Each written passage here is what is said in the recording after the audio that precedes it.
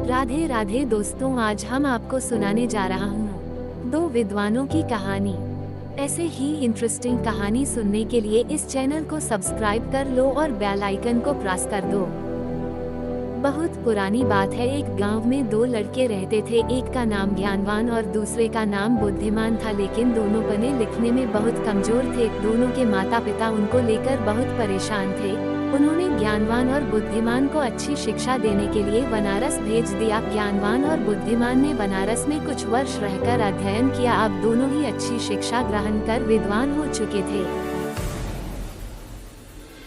विद्वान होने के साथ ही उनमें इस बात का घमंड भी आ गया था कि वे बहुत विद्वान हैं। हर जगह दोनों ही अपने को अधिक श्रेष्ठ और दूसरे को नीचा दिखलाने का प्रयत्न करते थे। दोनों को कई बार उनके शिक्षकों ने इस बारे में समझाया, किंतु दोनों अपने को ही श्रेष्ठ समझते थे। शिक्षा खत्म होने के बाद दोनों को बनारस से अपने गांव वापस लौटना था। रास्ता बहुत लंबा था। चलते चलते उन्हें रात हो गई और उन्होंने एक गांव में अपना डेरा डाला।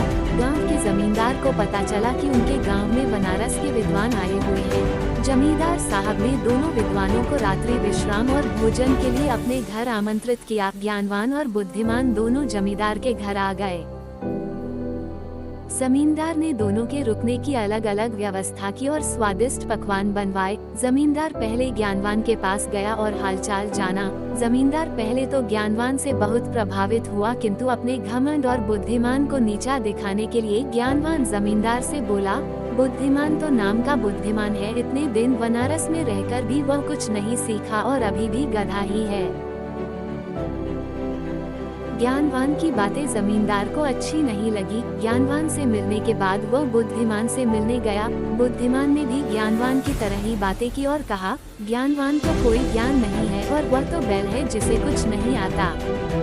जमींदार दोनों से बहुत निराश हुआ और कुछ देर पश्चात उसने ज्ञानवान और बुद्धिमान को भोजन के लिए बुलाया। दोनों भोजन के लिए आए और जब दोनों को थालियां परोसी गई तो थाली में घास और भूसा था। थालियां देखकर दोनों जमींदार पर बहुत क्रोधित होते हुए बोले, आपने यहाँ हमें बेइज्जत करने के लिए बुलाया है?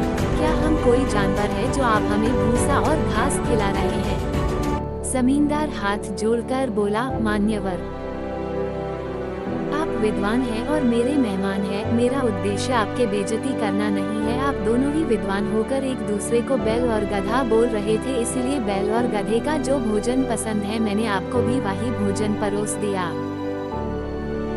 जमींदार की बात सुनकर ज्ञानवान और बुद्धिमान को अपनी गलती का एहसास हुआ और दोनों ने एक दूसरे से क्षमा मांगी और जमींदार को धन्यवाद दिया। जमींदार ने भी दोनों को स्वादिष्ट पकवान खिलाए और दोनों की खूब आप भगत किया।